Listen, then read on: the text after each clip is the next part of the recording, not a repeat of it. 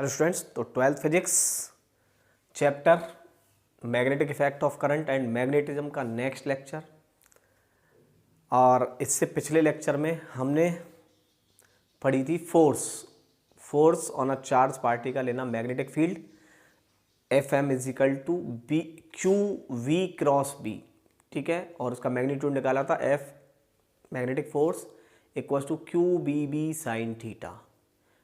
Clear था, direction बताई थी इसमें। आज हम उसके बाद आज का नेक्स्ट लेक्चर स्टार्ट करते हैं और हम आज पढ़ेंगे मोशन। ठीक है, motion of a charge particle in a magnetic field, यानी उसका मोशन किस टाइप का होता है। अगर कोई चार्ज पार्टिकल मैग्नेटिक फील्ड में एंटर करता है तो उसका जो मोशन होता है वो किस टाइप का होता है। ठीक है, तो आज हम फाइंड करते हैं नेक्स्ट लेक्चर के साथ। और हमारा टॉपिक है आज का motion of a charge particle in a magnetic field।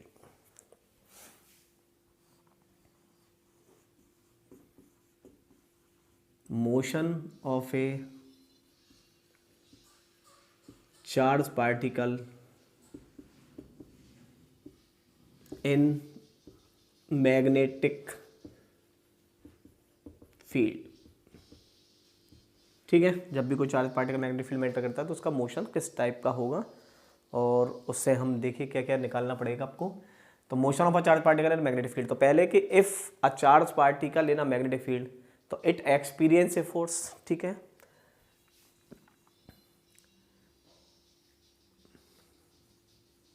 When a charge particle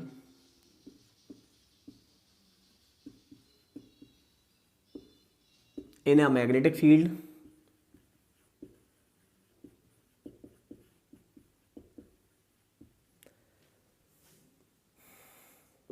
it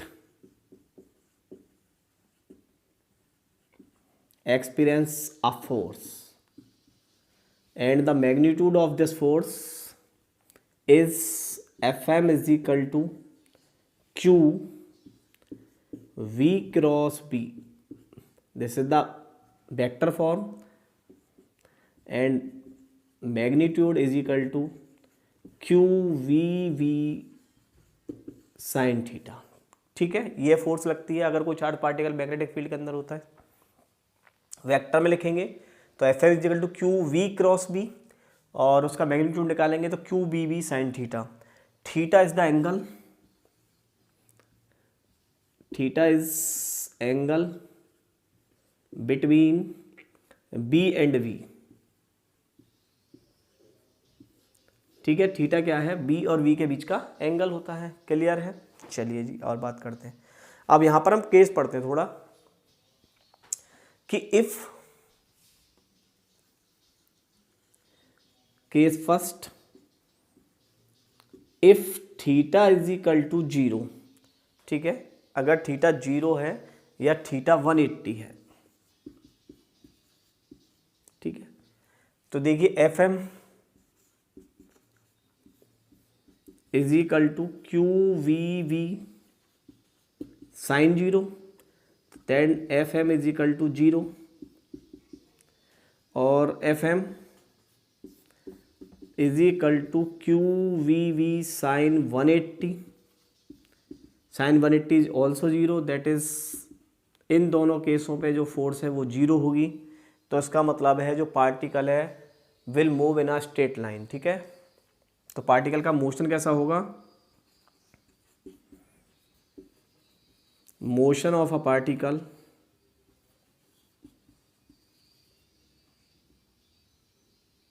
will straight line.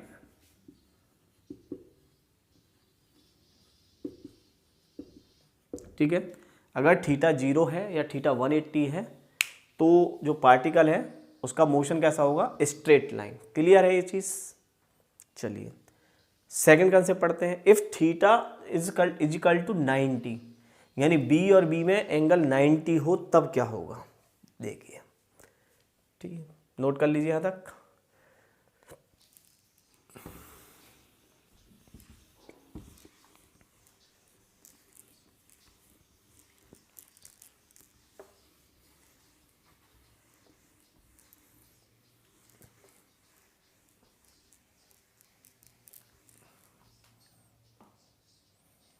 Case second,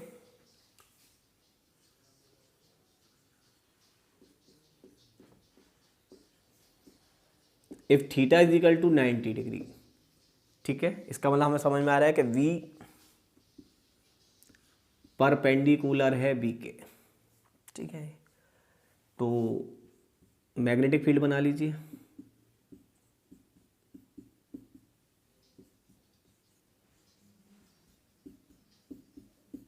ये मैग्नेटिक फील्ड इनसाइड है, यहाँ पर एक चार्ज पार्टिकल है Q, ठीक है, जिसे हम B वेलोसिटी से ऐसे चला रहे हैं। देखिए मैग्नेटिक फील्ड कैसा है, मतलब वेलोसिटी किसके है, मैग्नेटिक फील्ड के परपेंडिकुलर, यानी मैग्नेटिक फील्ड ऐसे इनसाइड और मोशन ऐसे, ठीक है, मैग्नेटिक फील्ड इनसाइड ऐसे और मोशन ऐसे। तो देखिए डायरेक्शन देखते हैं, इस पर फोर्स किधर लगेगी। मैग्नेटिक फील्ड ऐसे, थंब को रखते हैं डायरेक्शन में। मैंने बताया था आपको कि मैग्नेटिक फील्ड जो मैग्नेटिक फोर्स है उसकी डायरेक्शन के लिए हमारे पास 3 रूल्स हैं, या तो स्क्रू रूल्स लगा लीजिए, या लगा लीजिए फ्लेमिंग लेफ्ट हैंड रूल्स, और या फिर लगा लीजिए राइट हैंड पाम रूल्स, जो चाहे आप लगा लीजिए इसको, ठीक है। ऐसे लगा लीजिए, देखिए ये हो गया Fleming left hand rule, magnetic field inside, motion thumb this direction, ठीक है। तो इसका मतलब है इस पर फोर्स इस डायरेक्शन में लगेगी, तो इसका मतलब है ये पार्टिकल ऐसे न जाकर ऐसे आएगा। अब यहाँ की बात करें तो देखिए यहाँ की बात कर लीजिए, यहाँ की बात करोगे तो मोशन ऐसे यानी फील्ड ऐसे, तो इसकी मतलब फोर्स ऐसे। आगे की बात करिए ऐसे ही, तो यहाँ पर देखिए बी ऐसे और फोर्स लगेगी इस डायरेक्शन में। तो सिंपल है, आप समझ में आ रहा होगा आपको कि जो पार्टिकल्स हैं वो कुछ इस तरह का पाथ एक्वायर करेगा, ठीक है।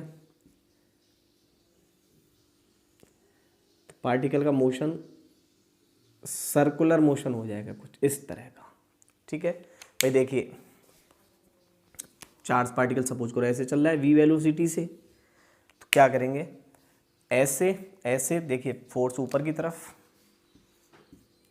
चार्ज पार्टिकल यहाँ है तो फोर्स इस साइड,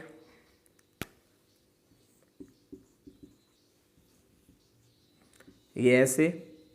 तो इसका मतलब जो उसका पाथ होगा वो कैसा हो गया, सर्कुलर पाथ हो गया, ठीक है। यानी पार्टिकल्स आप मैग्नेटिक फील्ड में एक सर्कुलर पाथ, ठीक है, कवर करेगा ऐसे करके। तो ये चीज़ हमें समझ में आ गई कि अगर एंगल 90 हो यानी V परपेंडिकुलर V के हो तो पार्टिकल का मोशन कैसा होगा, एक सर्कुलर पाथ होगा। तो in this case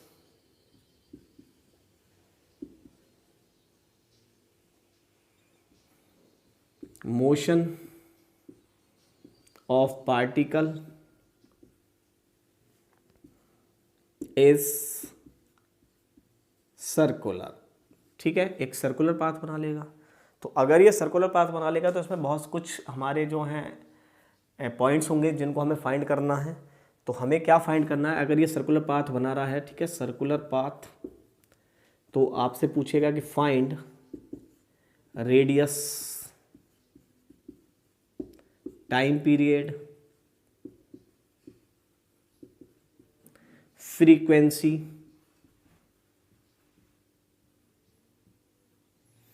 angular frequency,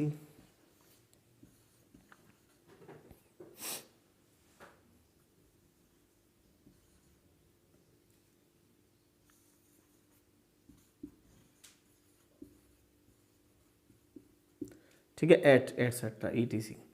तो ये चीज़ हमें फाइंड करनी है कि अगर कोई पार्टिकल है वो V मतलब मैग्नेटिक फील्ड में 90 के एंगल से परपेंडिकुलर एंटर कर रहा है तो उसका पाथ सर्कुलर होगा। अगर उसका पाथ सर्कुलर होगा तो बताइए उसकी radius, time period, frequency, angular frequency, ETC, ठीक है। तो ये टर्म्स हम फाइंड करते हैं।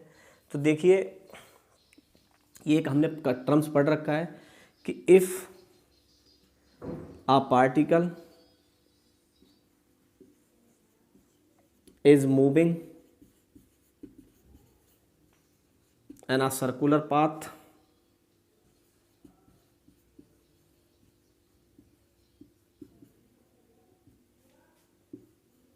it experience a force towards centre, यानी उसके एक सेंटर की तरफ एक फोर्स लग रही होगी जो उसके पाथ को मेंटेन कर रही है, और उस फोर्स का नाम क्या होता है, सेंट्रीपिटल फोर्स। ठीक है, इट्स कॉल्ड सेंट्रीपिटल फोर्स।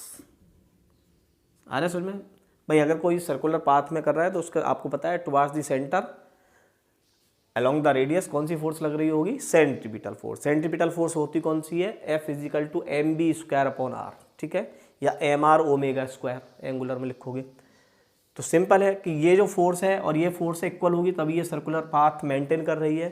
तो वी कैन राइट इट, हम लिख सकते हैं कि F M equal to F C, इसका मतलब बी यानी क्यू वी वी, एंगल कितना है इनका, sine 90, is equal to M B square upon R. Clear है? साइन 90 की वैल्यू क्या होती है, 1 होती है। साइन 90 की वैल्यू 1, वी से पावर कैंसिल हो गई, तो R is equal to M B upon Q B.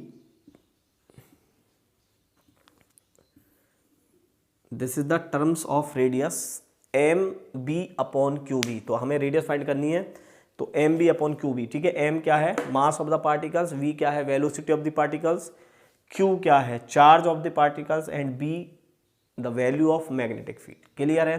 तो अगर हम इन वैल्यू को पुट कर देंगे तो हमें ये रेडियस मिल जाएगी कि जो पार्टिकल्स है वो कितना सर्कुलर पाथ कवर करेगा, जिसकी रेडियस क्या होगी। क्लियर हो गया आर का? चलिए आगे पढ़ते हैं। तो आर हमारा क्लियर हो गया यहाँ से। अब पढ़ते हैं टाइम पीरियड क्या होगा। ठीक है, तो इसे यहाँ से रफ कर देते हैं, नोट कर लीजिए आर को।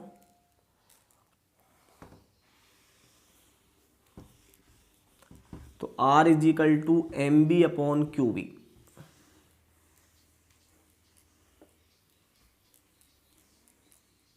ठीक है जी, देखिए तो रेडियस हमने फाइंड कर ली, R is equal to M B upon Q B.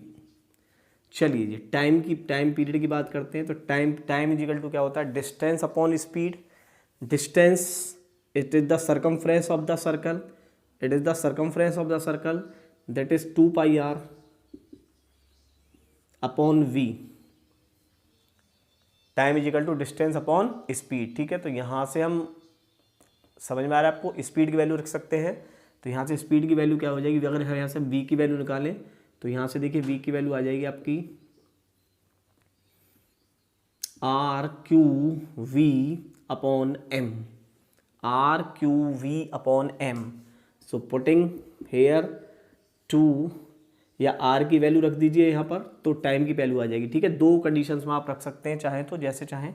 तो मैंने एक बार बी से निकाल देता हूँ मैं, तो 2 pi R upon R Q V, और एम ऊपर आ जाएगा, एम नीचे है, तो देखिए आर से आर कट जाएगा, यानी एक वैल्यू हो जाएगी 2 pi M upon Q B.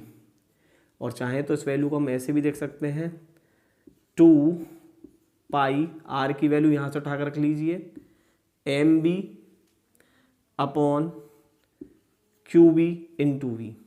आ गया समझ में? तो यहाँ देखिए v से v कट जाएगा, तो सेम वैल्यू आप ऐसे भी निकाल लीजिए। क्लियर है भाई? टाइम आप पीरियड्स चाहें तो v की वैल्यू पुट कर लीजिए यहाँ से निकल कर, चाहे r की वैल्यू पुट कर दीजिए। टाइम पीरियड है आपका 2 pi M upon Q B. Time period देखिए यहाँ पर एक इंपॉर्टेंट है, time period does not depend on radius. Time period देखो रेडियस पर डिपेंड नहीं कर रहा है, यानी कितना भी सर्कुलर पाथ हो वो टाइम पीरियड उनका सेम होगा, और वो डिपेंड करेगा मास पर, चार्ज पर और मैग्नेटिक फील्ड पर। ठीक है, तो एक इंपॉर्टेंट टर्म्स है कि time period does not depend on radius.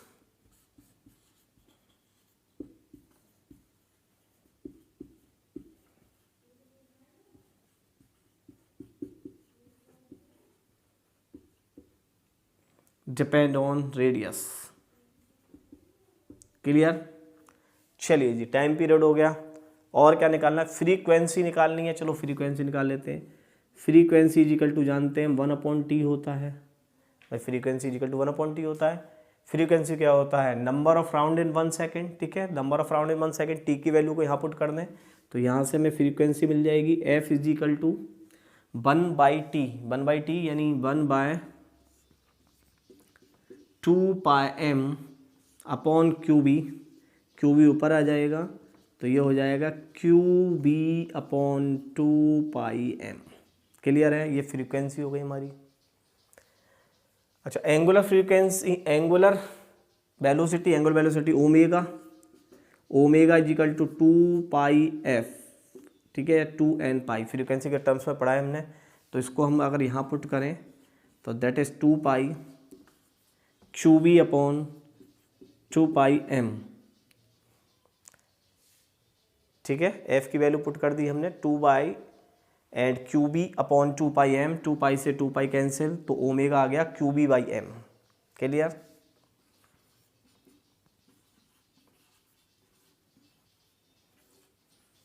तो ये हमारे टर्म्स हो गए, रेडियस, टाइम पीरियड, ठीक है, वेलोसिटी, वेलोसिटी भी निकालना चाहें तो frequency and angular velocity omega. ठीक है जी, आगे पढ़ते हैं इसमें। तो ये टर्म्स हो गए हमारे, इनको हम नोट कर लेते हैं एक डायरेक्ट साइड में ताकि इनका यूज कर सके हम अभी।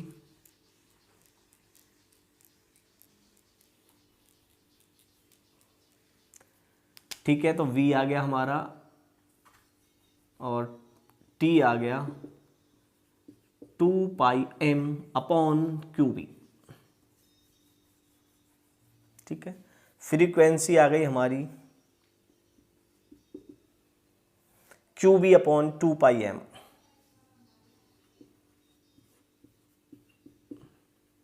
और ओमेगा आ गया QB/m। चलिए जी, ठीक है, ये टर्म्स हमारे फाइंड हो गए। अभी कुछ और इम्पोर्टेंट टर्म्स लिख लेते हैं इसमें जो हमारे न्यूमेरिकल्स में यूज आते हैं। अच्छा जी, देखिए कुछ इम्पोर्टेंट टर्म्स, ठीक है। देखिए R इजिकल टू क्या है यहाँ पर, MB upon QB, R equal to MB upon QB, ठीक है। इसका मतलब है कि हम R को क्या P अपॉन QB भी लिख सकते हैं। आप जानते हो P equal to MB linear momentum होता है, यानी अगर हम ये पहलू पुट कर दें तो R की वैल्यू लीनियर मोमेंटम के टर्म्स में भी हम निकाल सकते हैं, R equal to P upon QB। Clear है। चलिए और एक टर्म्स देखते हैं, काइनेटिक एनर्जी। काइनेटिक एनर्जी का क्या फार्मूला होता है, 12mv²। तो kinetic energy is equal to 12 m की मल्टीप्लाई कर लें इसमें और m का डिवाइड कर दें, ठीक है, multiply by m and divided, यानी यहाँ देखिए क्या करना, m/m की मल्टीप्लाई और डिवाइडेड कर दिया तो ये mv² हो गया। तो we can write it p² upon 2m, that is p is equal to 2mk। अगर हम इसे काइनेटिक एनर्जी के टर्म्स में रखें तो इसे पुट कर सकते हैं। So we can use R is equal to √2mk/QB, ठीक है। R की वैल्यू यहाँ से ये भी हो गई, काइनेटिक एनर्जी के टर्म्स में भी निकाल ली हमने, लीनियर मोमेंटम के टर्म्स में भी निकाल ली, ठीक है, जहाँ नीड पड़ जाए हमें जिस चीज़ की, तो ऐसे निकाल सकते हैं। ठीक है जी, अब देखिए और इसमें क्या होता है केस कि if charge particle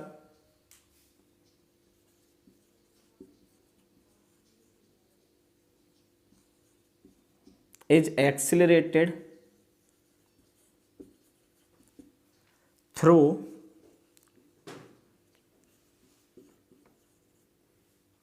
potential difference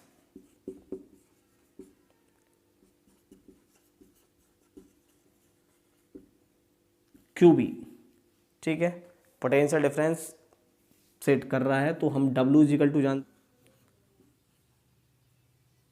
W is equal to Q B, और जो W है वो किसके फॉर्म में वर्क हुआ है, काइनेटिक एनर्जी के में, तो हम काइनेटिक एनर्जी के प्लेस पर क्यू वी भी लिख सकते हैं अगर पोटेंशियल का टर्म आ गया तो we can write it R is equal to 2m Q B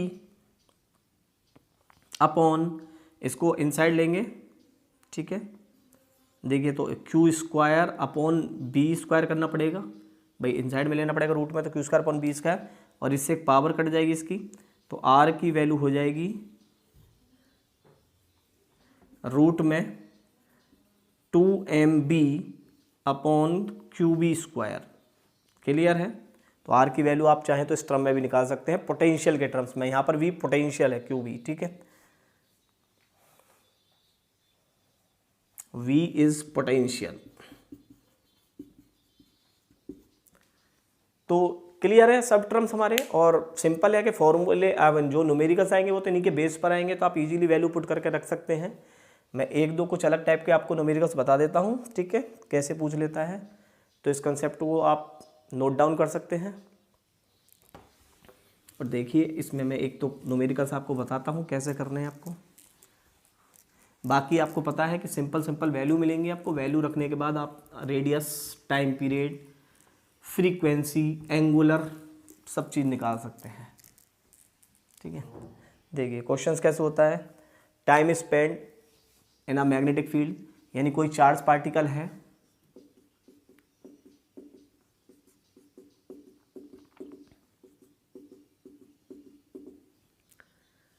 ठीक है, सपोज करो ये चार्ज पार्टिकल है, मैग्नेटिक फील्ड है, तो यहाँ से हमने एक चार्ज पार्टिकल Q को v स्पीड से मैग्नेटिक फील्ड में एंटर कराया, v स्पीड से, और ये एंगल हो गया theta.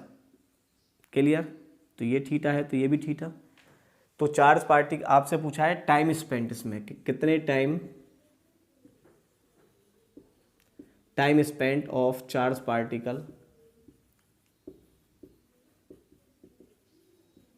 In magnetic field. Clear है? चलिए देखिए पहले हम देख लेते हैं चार्ज पार्टिकल। देखिए चार्ज पार्टिकल को हमने ऐसे थ्रो किया है, तो चार्ज पार्टिकल में फोर्स, क्या चार्ज पार्टिकल ऐसे जाएगा? ऐसे नहीं जाएगा, क्योंकि मैग्नेटिक फील्ड इनसाइड है, ऐसे चल रहा है, तो इसका मतलब ऊपर फोर्स लगेगी इस पर कुछ इस टाइप से, यहाँ फिर आगे जाएगा तो कुछ इस टाइप से। तो यानी ये सिंपल सा हमें समझ आ रहा है कि चार्ज पार्टिकल कुछ इस तरह का मोशन करेगा और ऐसे बाहर आ जाएगा। क्लियर है भाई? चार्ज पार्टिकल पर आप देख रहे हो ये ऐसे जा रहा है, फोर्स लगेगी इनसाइड इस डायरेक्शन में, यहाँ फोर्स आप देख रहे हो इस साइड लगेगी, यहाँ फोर्स इस साइड लगेगी, तो ऐसे चार्ज पार्टिकल्स बाहर आ जाएगा। ठीक है, तो आपसे पूछ रहा है कि कितना टाइम स्पेंड करेगा। तो देखिए ध्यान से, ये थीटा तो ये थीटा। क्लियर है? चलिए अच्छा अब इसको देखते हैं। तो यहाँ पर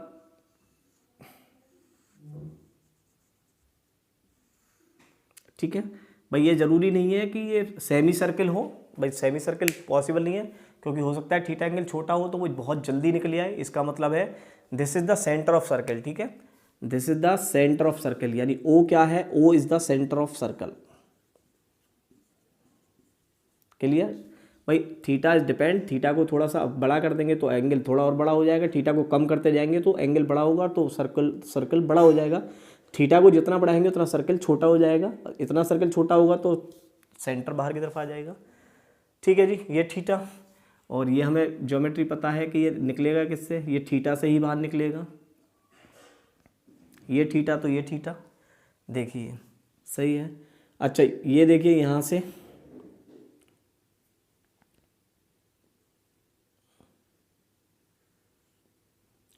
भाई ये एंगल और ये एंगल कितना है? 90। अब ये 90 है तो ये थीटा है, तो ये कितना होगा? 90 माइनस थीटा। अच्छा ये एंगल भी 90 है, देखो ध्यान से पूरा, ये एंगल भी 90 है। ठीक है, पहले वाला कौन सा 90 था? ये वाला 90, तो ये थीटा था तो ये 90 माइनस थीटा। अब ये एंगल भी 90 है तो ये 90 माइनस थीटा, तो ये भी थीटा। सेम कहानी इधर से भी ऐसी लगाएंगे तो इनसाइड का एंगल थीटा आ जाएगा। ठीक है, अच्छा अब हमें पता है कि किसी भी ट्राइंगल में जाएंगे तो तीनों एंगलों का सम कितना होता है? 180। इसका मतलब ये थीटा, तो ये एंगल कितना होगा? पाई माइनस 2 थीटा। क्लियर है? This angle is pi minus 2 theta. भाई यही एंगल तो ने स्पेंड करा है ऐसे करके, तो कौन सा एंगल स्पेंड करा है, ये वाला स्पेंड करा है, तो ये टाइम ये एंगल स्पेंड करा है उसने, तो पाई माइनस 2 थीटा, तो एंगल आ गया आपका पाई माइनस 2 थीटा। तो टाइम पीरियड क्या होता है आपका, भाई टाइम पीरियड निकालना था हमें,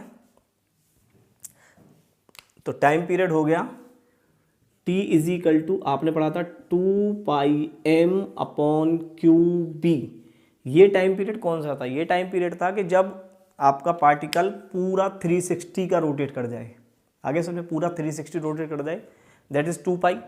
तो ये टाइम पीरियड पूरे सर्कल का था पूरा। अब ये सर्कल पूरा नहीं है, इसमें एंगल है कितना, पाई माइनस 2 थीटा, तो यहाँ पर 2 पाई में करता है इतना, तो 1 में कितना करेगा, 1 में जो टाइम पीरियड होगा वो आपका होगा m अपॉन क्यू बी, तो पाई माइनस 2 थीटा में कितना होगा, m upon Q B pi minus 2 theta. Clear है, तो इतना टाइम पीरियड अपना स्पेंड करेगा in a magnetic field, t is equal to m upon Q B pi minus 2 theta. Clear है कंसेप्ट, आ गया समझ में। भाई अब दोबारा समझ लीजिए कि चार्ज पार्टिकल को आपने v स्पीड से और थीटा एंगल से मैग्नेटिक फील्ड में थ्रो किया, तो इस चार्ज पार्टिकल पर मैग्नेटिक फील्ड अंदर है, ये ऐसे चल रहा है, तो फोर्स ऐसे लगेगी, यानी ये बाहर की तरफ आएगा, तो ये ऐसे पाथ कवर करके बाहर आ गया। अब थीटा डिपेंड करता है, भाई थीटा जितना बड़ा होगा उतनी ही देर वो अंदर रहेगा, थीटा जितना छोटा होगा उतनी जल्दी बाहर आ जाएगा। ठीक है, तो ये देखिए ये इसका सर्कल का सेंटर हो गया, क्योंकि यहाँ सेंटर नहीं हो सकता है। ठीक है, और जो भी होगा वो अपने आप ही आ जाएगा, देख लेंगे वो तो उससे हम। तो ये थीटा, तो यहाँ से हम वैल्यू निकाल लेते हैं इस वाले एंगल की, ये कितनी होगी, तो देखिए ये एंगल और ये एंगल 90 है, तो ये थीटा, तो ये 90 माइनस थीटा, और ये एंगल भी 90 है, तो ये 90 माइनस थीटा, तो ये थीटा। सेम कहानी इधर भी ऐसी अप्लाई कर देंगे, भाई वो थीटा, और ये वाला एंगल कितना है 90, तो ये थीटा, तो ये 90 माइनस थीटा। अब ये एंगल भी 90 है, तो ये 90 माइनस थीटा, तो ये थीटा, तो पूरा कितना होता है 180, तो 180 में से पाई माइनस 2 थीटा। एक राउंड में यानी 360 में कितना टाइम लगता है, 2 pi upon M Q B, तो इतने में कितना लगेगा, M upon Q B pi minus 2 theta. Clear है,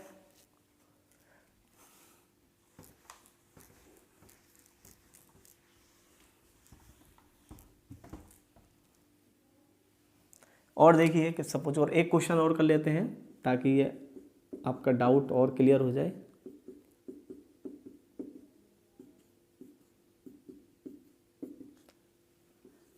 सपोज करो पार्टिकल्स को अब आपने ऐसे थ्रो किया v स्पीड, ठीक है, ऐसे, ये थीटा, तो ये थीटा। क्लियर हो गया, ठीक है, थीटा।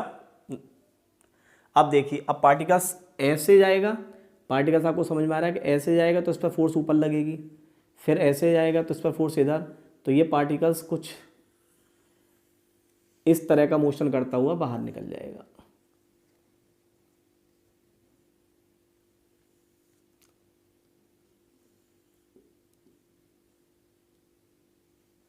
ठीक है जी, ये थीटा हो तब बाहर निकल जाएगा। अब देखिए एंगल आपको समझ में आ रहा है, बड़ा कर दिया तो सर्कल बड़ा हो गया, इसका मतलब सेंटर अब कहीं बीच में ही आ जाएगा सर्कल का।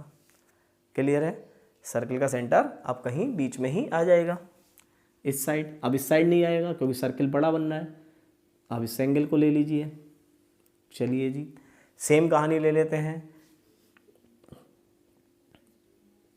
ठीक है, ये एंगल थीटा, इससे लेते हैं थीटा, तो ये थीटा, ये थीटा, तो आप देखिए इसे, ये पूरा एंगल कितना है 90, तो ये कितना हो गया 90 माइनस थीटा। अब ये 90, ये भी 90 है, तो ये भी थीटा और ये भी थीटा। क्लियर है, ये थीटा, ये थीटा। अच्छा जी, अब ये वाला कितना होगा, ये वाला फिर वापस पाई माइनस 2 थीटा। तो आपसे बोले कि भाई टाइम पीरियड कितना होगा, यहाँ पर भी बताइए, पूरे सर्कल में कितना, 2 pi M upon Q B, तो इतने एंगल में कितना होगा, t is equal to M Q B 2 pi minus theta, sorry pi minus 2 theta. नहीं, ये नहीं होगा, इसने ये वाला एंगल थोड़ी ना स्पेंड करा, ये वाला एंगल स्पेंड करा, ये वाला देखो, ये वाला एंगल स्पेंड करा है, इतने टाइम रहा है वो, तो एंगल हमें ये वाला लेना है ना कि ये वाला। तो ये वाला एंगल कैसे निकालेंगे, ये वाला एंगल आप निकाल सकते हो, टोटल कितना होता है 2 पाई, 2 पाई में से pi minus that is plus 2 theta, तो 2 pi minus pi that is pi plus 2 theta, ठीक है। तो ये एंगल है आपको, ठीक है। ये वाला एंगल नहीं है, ये वाला एंगल आपको समझ में आ रहा है, दिस साइड है। कितने टाइम रुका है, तो ये वाले एंगल के कारण रुका है, तो ये हो गया आपका answer T is equal to M upon Q B और पाई प्लस 2 थीटा, ठीक है। तो आप इस तरह के questions time spent in of charge particle magnetic field आप निकाल सकते हैं। आप थीटा देख लीजिए, थीटा के बाद आप सेंटर फाइंड कर लीजिए, सेंटर किस साइड है, इस साइड है, इस साइड है, ठीक है। आफ्टर दैट इन दोनों थीटा को निकाल लीजिए, थीटा निकालने के बाद आपको सेंटर का एंगल मिल जाएगा। फिर आप देख लीजिए कि किस डायरेक्शन में उसने टाइम को स्पेंड करा है, मतलब किस टाइम में घूम रहा है, तो वो वाला एंगल लेना है और टी में पुट कर देना है। ये बहुत सिंपल प्रोसेस है, आप इसे कर सकते हैं, ट्राई करेंगे, ठीक है। तो ये था आपका आज का कंसेप्ट, फोर्स, ठीक है। मोशन देख लिया हमने, तो मोशन कैसा था चार्ज पार्टिकल्स का मैग्नेटिक फील्ड में। मिलते हैं अगले लेक्चर में। चैनल को लाइक करें, सब्सक्राइब करें, रूट ऑफ स्टडी के साथ जुड़े रहें। Best of luck.